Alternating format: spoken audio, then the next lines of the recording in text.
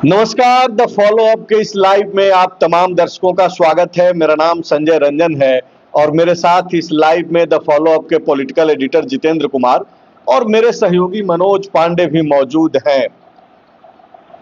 सत्ता का विकेंद्रीकरण बेहद ही जरूरी है, ऐसा हम लोग पढ़ते आए हैं, लेकिन मौजूदा राजनीतिक परिवेश में ऐसा अब दिखाई नहीं मालूम पड़ता है। चाहे स्टेट की राजनीति हो या फिर सेंटर की, आप देखेंगे कि एक जगह ही जो है सत्ता केंद्रित हो गई है। ऐसे में ब्यूरोक्रेट्स की जो भूमिका है, अलग अलग मंत्रियों के पास एक गेटकीपर के तौर पे है। वो गेटकीपर जो सब कुछ तय करता है और मंत्री महज मुखौटे भर हैं। राधा कृष्ण किशोर जो 2 नंबर की हैसियत रखते हैं हेमंत सोरेन की कैबिनेट में, आज जिस तरीके से उन्होंने अपनी पीड़ा सामने रखी, यह पीड़ा या फिर इस तरीके की पीड़ा सिर्फ राधा कृष्ण किशोर की नहीं है। कई मंत्री जिनसे आप बातचीत करेंगे वो आपको अपनी पीड़ा से अवगत कराने लगेंगे, कहेंगे कि हमारा तो कुछ नहीं चलता है जी, सब कुछ एक जगह से तय होता है, सेक्रेटरी ही हमारे विभाग के मालिक हैं। तो क्या राज्य में सत्ता के ऊपर ब्यूरोक्रेसी हावी है? क्योंकि यह सवाल वित्त मंत्री राधा कृष्ण किशोर के उस पित्त पत्र से भी निकल करके सामने आया है, जिसमें वो अपने ज्वाइंट सेक्रेटरी प्रशांत सिंह के ऊपर कई सवाल खड़े कर रहे हैं। माफ कीजिएगा, प्रकाश सिंह। वित्त मंत्री के अलावे आपको याद होगा कि कांग्रेस कोटे के ही मंत्री दीपिका पांडे, उन्होंने अपने ही सेक्रेटरी उस समय जो उनके साथ जुड़े हुए थे के श्रीनिवासन, उनके खिलाफ उन्होंने सीआर रिपोर्ट लिखी थी। लेकिन आज के श्रीनिवासन की स्थिति क्या है? क्या मंत्री के सीआर रिपोर्ट लिखे जाने के बाद उनकी स्थिति कमजोर हो गई है? तो इसका जवाब नहीं है। इसका जवाब है कि उनकी स्थिति और मजबूत हो गई है। इस वक्त वो ऊर्जा विभाग के सेक्रेटरी हैं। तो ऐसे में अगर हेमंत पार्ट 1 की भी याद दिलाएं आपको, तो हेमंत सोरेन की सरकार में ही उस वक्त के तत्कालीन स्वास्थ्य मंत्री बन्ना गुप्ता अपने तत्कालीन एसीएस अरुण कुमार सिंह से उनकी जो लड़ाई थी, नाराजगी थी, जो मतभेद था, इस कदर चीजें आगे बढ़ रही थी कि मुख्यमंत्री हेमंत सोरेन के पास जा करके बन्ना गुप्ता ने अपनी नाराजगी जाहिर की थी। अपना मंत्रालय छोड़ने तक का ऑफर एक तरीके से दे दिया था, ऐसी खबरें उस वक्त आई थी। बाद में यह हुआ था कि उस समय कांग्रेस के जो प्रदेश अध्यक्ष थे राजेश ठाकुर, इन लोगों के प्रयास के बावजूद बन्ना गुप्ता और उस समय के तत्कालीन उनके जो एसीएस थे अरुण कुमार सिंह, उनके साथ जो है सामंजस्य बैठा और बाद में उन लोगों ने काम शुरू करना प्रारंभ किया। लेकिन अभी भी क्या चीजें बदल गई है। तो राधा कृष्ण किशोर ने आज जिस तरीके से एक्ट किया, उनका यह एक्ट बताता है कि नहीं, कुछ भी नहीं बदला है, ब्यूरोक्रेसी हावी है। जैसा कि उन्होंने ही बताया कि 2 महीना पहले उन्होंने अपने सुरक्षा कर्मियों के लिए स्कॉट की गाड़ी बढ़ाने के लिए जो डीजीपी को पत्र लिखा था 2 महीने पहले, उसका कोई जवाब नहीं आया। उलट ये हुआ कि उनके ही ज्वाइंट सेक्रेटरी ने उनके ही निजी सचिव को एक पत्र लिख दिया और कहा कि एक गाड़ी आप वापस कर दीजिए, लेने का तो भूल ही जाइए। अब इस पे जो नाराजगी वित्त मंत्री ने जाहिर की है, उसके जरिए कई तरीके के सवाल हैं। सवाल ये है कि क्या जो हमने कैप्शन में लिखा है कि ब्यूरोक्रेट्स के आगे मंत्री बेबस नजर आ रहे हैं, और अगर ये बेबसी है जो दिखाई भी पड़ रहा है, तो जीतेगा कौन फिर? क्या राधा कृष्ण किशोर जीतेंगे या फिर मान करके चुपचाप, जैसा कि यह पहले भी कहते आए हैं कि ये विष पीने को तैयार है, तो इस बार भी क्या उनको विष ही पीना पड़ेगा?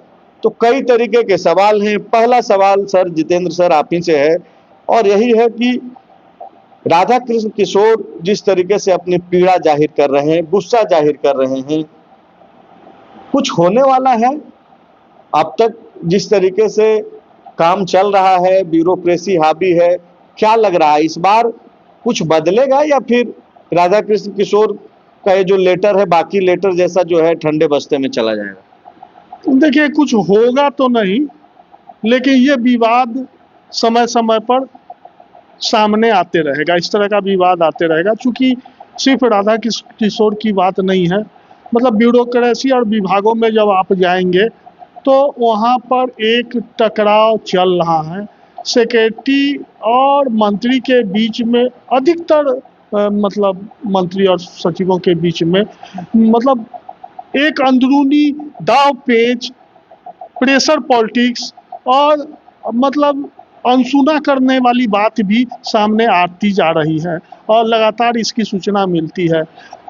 मतलब आधिकारिक रूप से भले कोई नहीं बोलता है, लेकिन क्लियर कट मैसेज है कि सचिव हो या बड़े अधिकारी हो या जिलाधिकारी हो या डीसी हो या वो हो, मतलब वो मंत्री विधायकों की सीधी नहीं सुन रहे हैं।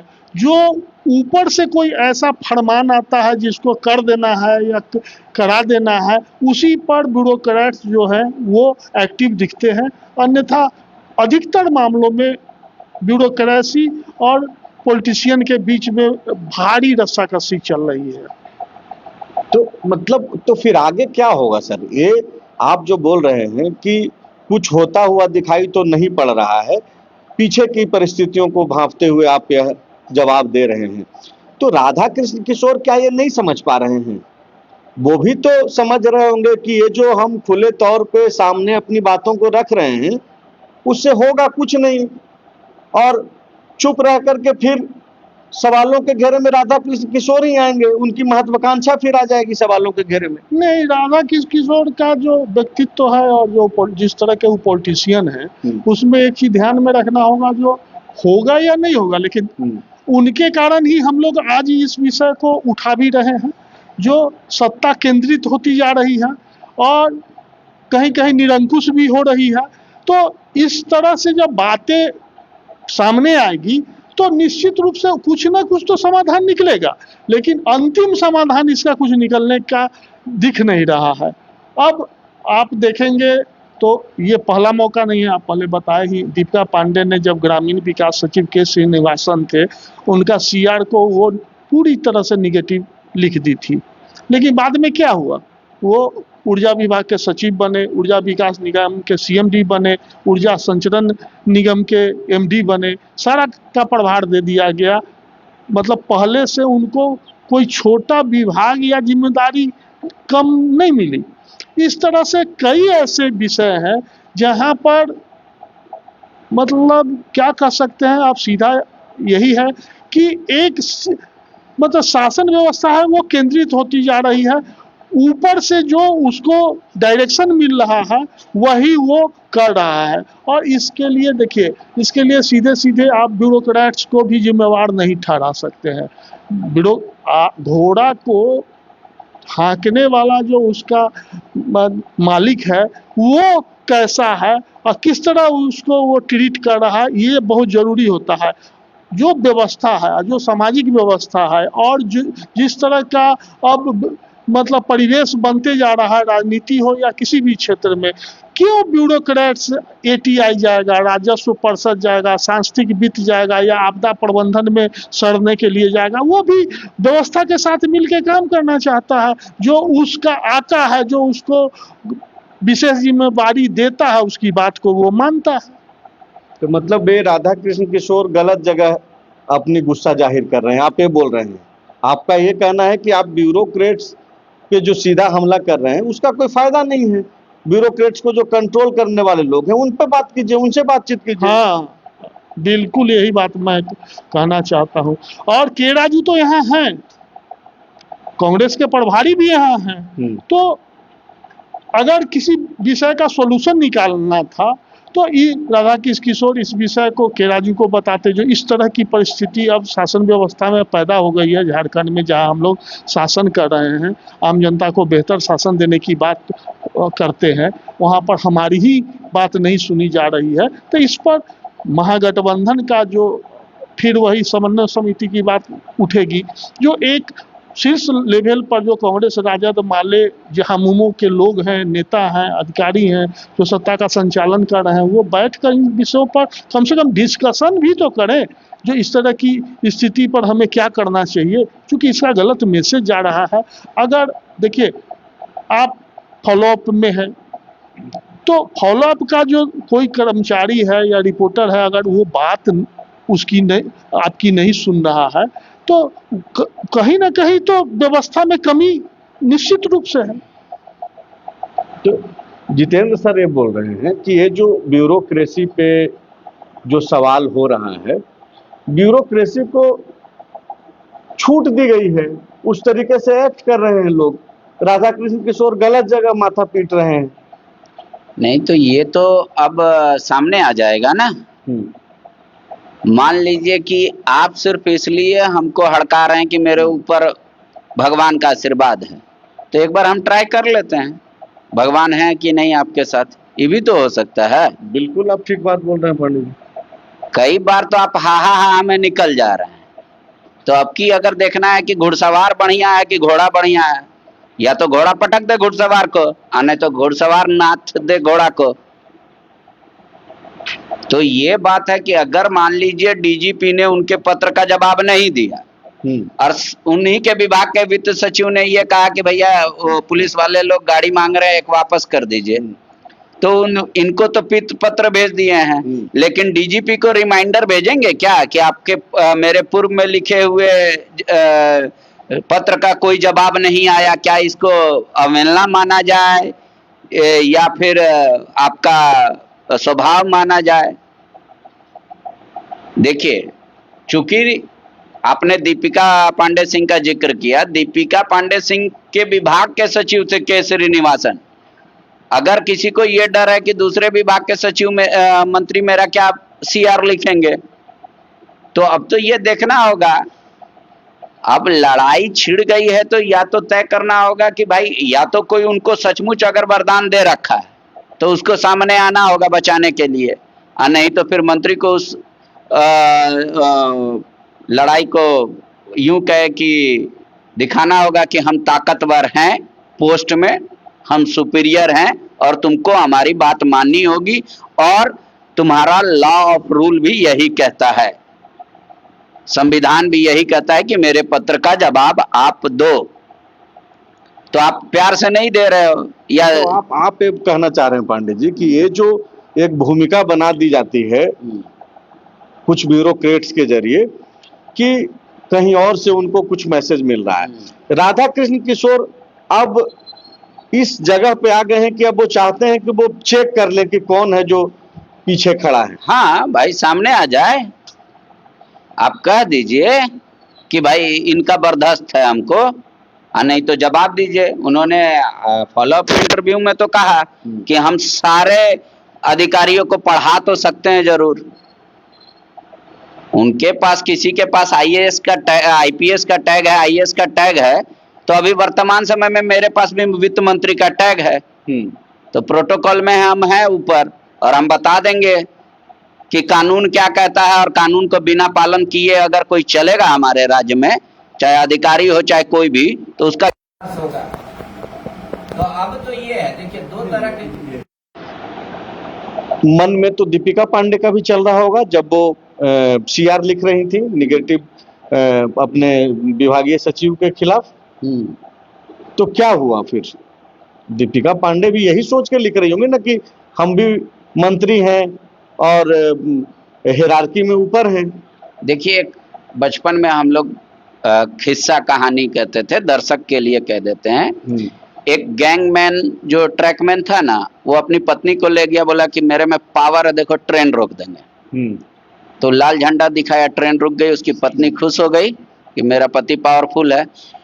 जब ड्राइवर उतरा, पूछा कि काहे ट्रेन रोका, तो बोला पत्नी को दिखाने के लिए। तो थप्पड़ मारा। तो फिर पत्नी पूछी कि अरे वो तो थप्पड़ मार दिया, तो बोला उसका हिम्मत था। तो जो दीपिका पांडे का हिम्मत का था वो सीआर लिख सकती थी, सीआर लिख दी। अब उनके ऊपर वाले का हिम्मत है उनका पोस्टिंग देने का, तो दे दिए। तो इसलिए तो एक कैप्शन में भी हमने मेंशन किया है कि जीतेगा कौन फिर? ये जो लड़ाई अब तक तो ब्यूरोक्रेसी और देखिए, दो तरह से सिस्टम अभी चल रहा है। जितने भी मंत्रियों के पास जाइए या फाइल का मूवमेंट आप देख लीजिए, क्वेरी देख लीजिए, पढ़िए इत्मीनान से, आपको यही समझ में आएगा। झारखंड में अभी मंत्री दो प्रकार के हैं। एक कि जिसका बेटा नालायक हो जाएगा तो चौक पे अगर सिगरेट पी रहा है, बाप अगर संयमित है दिमाग से, तो वो अपना मुंह तिरछा करके निकल लिया, ठीक है, कि भैया यहाँ इसको टोको मत, नहीं तो ये हम बाप हैं तो क्या हुआ, अभी ये मुंह लड़ा लेगा चौक पे। एगो ये मंत्री है। दूसरा मंत्री ये है कि टोक देगा और वहीं पीटेगा, बाप बताएगा कि हम बाप हैं। तो अब राधा जी का प्रकरण यही है, इनको बताना होगा कि आप किस वाले बाप हैं। पीटने वाला टोक तो दिए हैं, पीट पाएंगे कि हाँ, नहीं पीट ये तो वो तो समय बताएगा ना।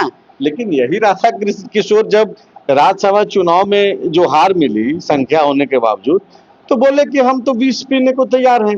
तो अभी भी 20 पी जाते, फिर क्यों मतलब इस तरीके से एक्ट कर रहे वो हैं? पार्टी के लिहाज से 20 था, ये व्यक्तिगत लड़ाई है। हर छोटा छोटा बात, जैसे मैंने कहा कि भाई मंत्री इरफान अंसारी ने भी आपको सलाह दी है कि भाई छवि खराब होता है, इससे आपको बात करना था, कैबिनेट में रख देते इस बात को।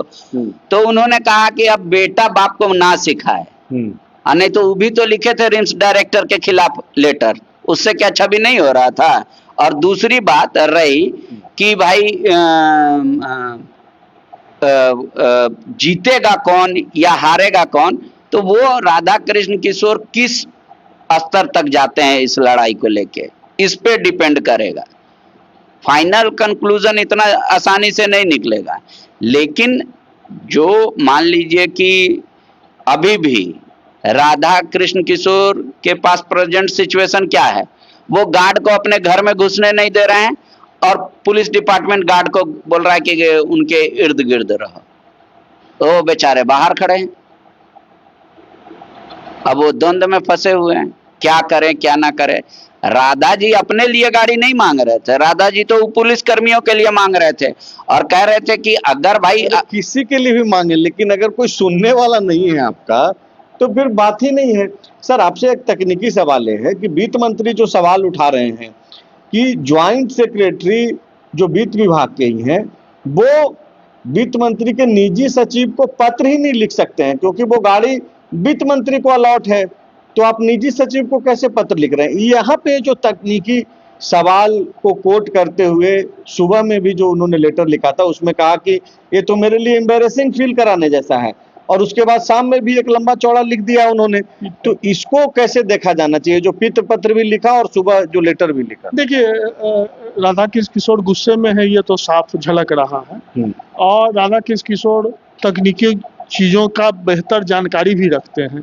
यही कारण है कि जो मतलब पुलिस विभाग से आया था जो वाहन को लौटा देना है, तो वो संबंधित पत्र के बारे में जो संयुक्त सचिव है वो डायरेक्ट उनके पीए को लिख दिए। पीए कहीं इस पूरे प्रकरण में तकनीकी रूप से या इसमें क्यू में नहीं है, तो उन्होंने 9 क्वेरी किया है और पित्त पत्र लिख के पूछा है, जो आपकी हैसियत से हमको पित्त पत्र लिख दिए। और ये फिर जो संयुक्त सचिव हैं उनके लिए परेशानी का कारण बनेगा। लेकिन हम थोड़ा सा, तो क्या होगा, थोड़ा वो हमको कुछ नहीं होगा, चूंकि वो जो आप बोल रहे हैं कि परेशानी का कारण बन सकता है संयुक्त सचिव के लिए, वित्त मंत्री ने जो पित्त पत्र लिखा है, तकनीकी तौर पे सवाल उठा दिया है, तो क्या हो सकता है इसका? देखिए, उसका कुछ नहीं होगा और उसी का हम उदाहरण देना चाह रहे हैं। जो संयुक्त सचिव है उसके कंट्रोलिंग अधिकारी कौन है? कार्मिक है। कार्मिक के हेड कौन है? मुख्यमंत्री है। तो कोई भी जब कार्रवाई होगी, भले ही वित्त में पदस्थापित है, लेकिन वित्त विभाग के कर्मी नहीं है, तो कार्रवाई किसको करना है? सरकार को करनी है। तो सरकार जब कार्रवाई करेगी और वित्त मंत्री के कहने पर सरकार कार्रवाई करेगी। देखिए, विवाद जो पूरा मतलब एक सवाल अभी हल नहीं हुआ है राज्यसभा का। राज्यसभा का भी सवाल मुख्यमंत्री के पाले में ही है। महागठबंधन की समीक्षा होगी, झारखंड मुक्ति मोर्चा ने पहले ही कह रखा है। प्रणव झा जो उम्मीदवार थे कांग्रेस के, उन्होंने भी यह कहते हुए वो वापस लौटे कि इसकी समीक्षा मुख्यमंत्री करेंगे, क्योंकि सारे घटक दल के प्रमुख नेताओं को मालूम है कि किसने क्रॉस वोटिंग किया। तो एक सवाल का जवाब तो अब तक आ नहीं पाया है या हल नहीं हो पाया है। अब एक दूसरा सवाल जो है वित्त मंत्री ने सामने रख दिया है। आपको क्या लग रहा है, मतलब कुछ होगा या फिर कुछ नहीं? ये सिर्फ सवाल तो क्या होगा फिर आगे सवाल और इस तरीके के आएंगे सामने। देखिए, एक सीमा के बाद वित्त मंत्री भी चुप हो जाएंगे, फिर जब उनको एम्ब्रेसिंग फील होगा फिर वो लिखेंगे, और उनका जो लगातार जो ट्रैक देख रहे हैं उसमें वो लिखेंगे ही।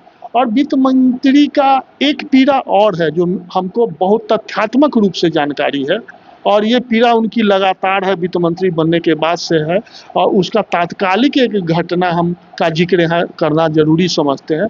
रिम्स 2 के निर्माण से संबंधित फाइल गई थी वित्त मंत्री के पास, और उस फाइल में उन्होंने 9 क्वेरी किया था, जो जमीन का विवाद की क्या स्थिति है, इसके लिए जो पैसा आएगा कहाँ से ऋण मिलेगा, इस तरह से 1-2, जैसे आज संयुक्त सचिव के मामले में 7 क्वेरी किए हैं, उसी तरह उसमें 9 क्वेरी किए।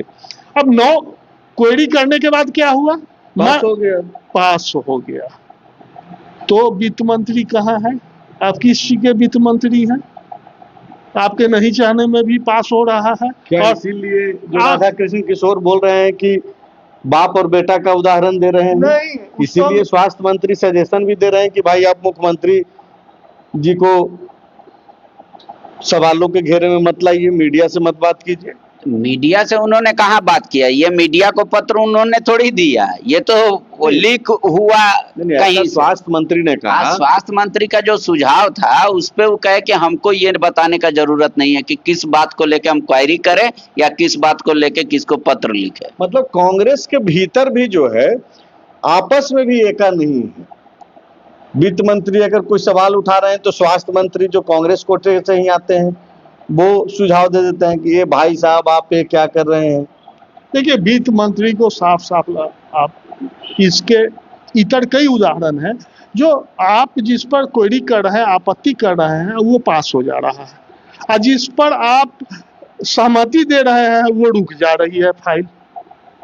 तो कोई वित्त मंत्री को समझ में आ रही है जो हम कहाँ खड़े हैं?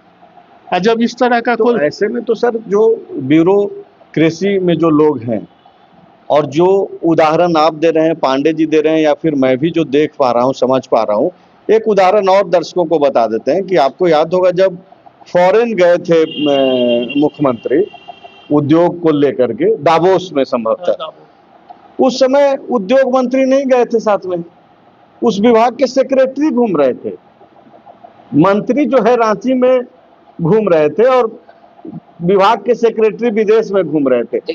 तो एक सवाल तो ये जो क्रिएट हो रहा है, ये जो परिस्थितियां जो जन्म ले रही है, तो ये तो फिर से बात आप वही बोल रहे हैं कि फिर ये सारा सवाल सीएम के पास ही चला जाएगा। बिल्कुल सीएम के पास जाएगा। हमको याद है सीएम दिल्ली में है, हमको याद है किसी मुद्दे पर भी यही वित्त मंत्री अपने सचिव पर प्रशांत सिंह को बुलाए थे और वो नहीं आए। हालांकि जेन्युइन कारण ये बाद में पता चला जो वो मिस कर गए थे, भूल गए थे, और इसको लेके वित्त मंत्री गुस्से में आ गए थे, पीत पत्र लिख दिया था, सारे फाइलों को लौटाने का को लेके पीत पत्र लिख दिया। जब ये मामला लगा कि बहुत विस्फोटक होगा तो मामले को सुलझाया गया।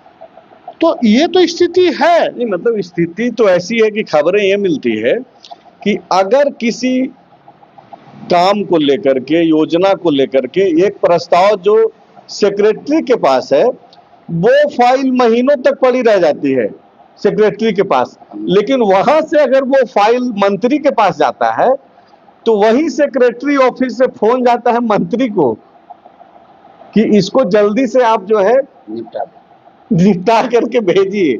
मतलब स्थिति इस तरीके का है। झारखंड मुक्ति मोर्चा कोटे के भी जो कुछ मंत्री हैं वो ज्यादातर को तो उनके मन मुताबिक अधिकारी मिले हुए हैं, लेकिन कुछ लोगों को जो उनके मन के अनुरूप नहीं अधिकारी मिले हैं, नहीं अपने तरीके से काम करा पाते हैं, मीडिया में नहीं बोलते हैं बहुत सारे लोग। लेकिन परिस्थितियां तो ऐसी है कि ब्यूरोक्रेट्स मंत्रियों को, मतलब अगर ये कह दिया जाए कि गाजर मूली के बराबर समझते हैं, कुछ एक को छोड़ करके, जो लोग सुनेंगे उनको बुरा भी लगेगा शायद ये शब्द सुन करके, लेकिन परिस्थितियां ऐसी ही है। ये ओपन सीक्रेट है, लेकिन मैं कुछ कुछ बात बताना चाहता हूँ। राधा जी टेक्निकल ही नहीं है, बहुत टेक्निकल है। इन्होंने किसको लिखा पत्र? वित्त सचिव को। तो वित्त सचिव अब देंगे ना जवाब और नहीं तो फिर वो भी डीजीपी की तरफ जवाब नहीं देंगे। दो चीज है, संयुक्त सचिव से वो जवाब मांगेंगे कि भाई आप किस हैसियत से लिख दिए, वो गाड़ी तो मंत्री को अलॉट हुआ तो विभाग को नहीं, तो आप विभाग के सचिव ज्वाइंट सेक्रेटरी क्यों कूदे इस मामले में। तो वो कुछ अपना फाइंडिंग देंगे कि सर गलती हो गया इनसे या फिर कुछ हो गया, बहुत होगा तो फाइंडिंग देंगे। और प्रकाश सिंह, हाँ प्रकाश सिंह नहीं रहेंगे संयुक्त सचिव, कोई और सिंह आ जाएंगे, कोई और कुमार आ जाएंगे, ठीक है। क्या हो जाएगा? नहीं। जो नेचर तो डेवलप कर गया है, सवाल तो अब उस पे है ना। राधा जी को मैं जितना जानता हूँ, हाँ। जिस स्तर से राधा जी अभी ये सब पत्र लिख रहे हैं, आप अगर उनका धरना प्रदर्शन भी देखना होगा तो मंत्री रहते हो सकता है संभवतः आपको वो भी देखने को मिले। तो क्या हो जाएगा उससे? वो तो गुस्सा जाहिर पिछले 15 दिन से, अगर 15 दिन का अगर राधा किशोर की एक्टिविटी देख लिया जाए तो पहले कभी वो गुस्साते हैं, कभी वो सार्वजनिक तौर पे माफी भी मांगते हैं।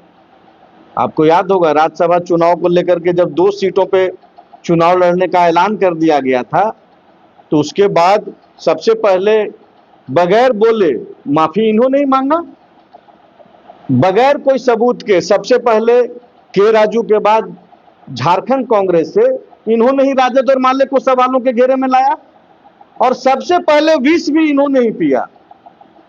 तो राधा कृष्ण किशोर ठीक है कि बहुत एक्टिव हैं, बहुत ज्यादा एक्ट करते हैं, रुकते नहीं है, चुप नहीं रहते हैं, लेकिन ऐसा नहीं है कि सिर्फ एग्रेसिव है, बहुत डाउन भी हो जाते हैं। तो जरूरत के हिसाब से वो एक्ट कर रहे हैं। अब जो इनके हाथ में है ट्रेन रोकवाना, वही ना करेंगे ही कि इससे ज्यादा आप क्या कर सकते हैं। मान लीजिए इनके आपत्ति और विपत्ति के बावजूद भी ट्रेन खुल गया, रिम्स 2 को पैसा मिल गया, तब इनके हाथ में तो है नहीं। तो जिसका जितना बस चल रहा है वही है। खाली मतलब आप ऐसे कहिए कि भाई जिसका जितना पावर है यूटिलाइज कर रहा है आज के डेट में। पूरा एकदम जो है प्रेमी प्रेमिका वाला नया जोड़ा वाला जो है लव प्रसंग, प्रेम प्रसंग टाइप का मामला है कि खुद से रूठना भी है और एक समय के बाद खुद से मान भी जाना है, यही चल रहा है। हाँ, वही चल रहा है। देखिए, आदर्श स्थिति का गांधी जी के बारे में एक कहावत कहानी है कि एक बुढ़िया अपने बेटे को लेके गांधी जी के पास चली गई और गांधी जी से बोली जब बाबा मेरा बेटा बहुत गुड़ खाता है। तो गांधी जी बोले जो अच्छा ठीक है तुम जाओ 2 दिन के बाद आना। तो फिर जब वो 2 दिन बाद आई तो वो बच्चा को बोले कि बच्चा गुड़ मत खाना। तो बुढ़िया पूछी गांधी जी से तो ये बात तो उस दिन भी आप बोल दे सकते थे। तो गांधी जी ने कहा कि नहीं, हम खुद गुड़ बहुत खाते थे तो 2 दिन में हम छोड़ना सीख लिए, तब हम दूसरे को उपदेश देते। तो यह आदर्श स्थिति आज के राजनीति में आपको दिखाई पहले खुद गुड़ खाना छोड़ना पड़ेगा, ऊपर में बैठे हुए जो शीर्ष पर बैठे लोग हैं, तब नीचे वाला भी अपने आप से पूछेगा ना राधा जी से कि भाई आप 120 गो पत्र लिखे, फलाफल का निकला भैया ये भी बताइए ना। जो पार्टी जवाब दिया जाएगा वो फिर हम लोग बातचीत कर लेंगे, लेकिन परिस्थितियां जो है जैसी है वैसी ही रहेंगी। और ये सिर्फ झारखंड की बात नहीं है, हम लोग जो बातचीत कर रहे हैं ऐसा नहीं है कि हेमंत सोरेन के कार्यकाल के बाद से ऐसा चीज हो गया है कि सत्ता का चेहरा सिर्फ एक है और एक ही जगह से सारी चीजें हैंडल होती हैं। इसका नुकसान ये है कि कई मौकों पे बगैर किसी निर्देश के भी दूसरे लोग पुरानी बातों का हवाला दे करके जो है गलत तरीके से एक्ट कर जाते हैं। जैसा कि पांडे जी ने कहा कि इस बार वित्त मंत्री यह देखना चाहते हैं कि इनके पीछे खड़ा कौन है, घुड़सवार कौन है। बाकी में घुड़सवार भी है कि घोड़ा ऐसे ही बेलगाम दौड़े जा रहा है, तो ये देखना भी जरूरी है। और बाकी जो चीजें चल रही है वो पूरे देश भर की स्थिति यही है। पहले आप गौर करके ध्यान दे करके अगर आप सोचेंगे तो आपको प्रधानमंत्री के बाद भी कई केंद्रीय मंत्रियों का नाम, उनका विभाग, उनका काम, ये सब याद रहता था, देखता था लोग। लेकिन अभी जो परिस्थितियां हैं सबको मालूम है कि करेगा कौन, करने वाला कौन है, रोकने वाला कौन है। तो कोई एक व्यक्ति ही है और यही वजह है कि ब्यूरोक्रेट्स जो है इस तरीके से अब एक्ट करने लगे हैं कि आप कुछ भी बोलिए सुनेंगे नहीं, आवाज ऊपर से आएगी, तभी जो है सुनवाई होगी। तो यही व्यवस्था है। आप लोग देखिए और समझिए अपने स्तर से भी, और इस लाइव में भी आप जो जुड़े रहे, आप तमाम दर्शकों का शुक्रिया।